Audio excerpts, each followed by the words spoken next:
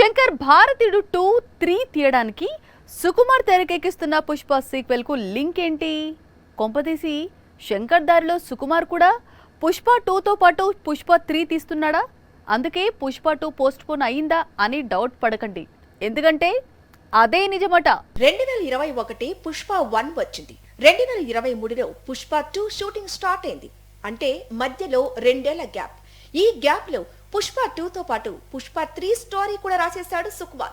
అందుకే పుష్పకు 3వ భాగం కూడా ఉందంటూ చెప్పుకొచ్చాడు. పుష్ప 3 అంటే అది పుష్ప 2 రిలీజ్ తర్వాత చూసుకుందాం అనుకున్నారంట.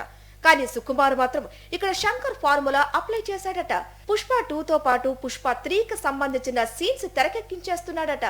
శంకర్ ఎలాగైతే భారతీయుడు 2తో పాటు భారతీయుడు 3ని తీశాడు, ఇప్పుడు సుకుమార్ కూడా అదే స్టైల్లో పుష్ప 3 సీన్స్ తీస్తున్నాడట.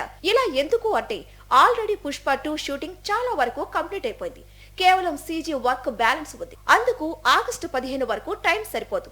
ఈ లోపు 3వ భాగం తెరకెక్కిస్తే వచ్చే ఏడాది డిసెంబర్ కు పుష్ప 3ని రిలీజ్ చేసేయవచ్చు అనుకుంటున్నాడట సుకుమార్.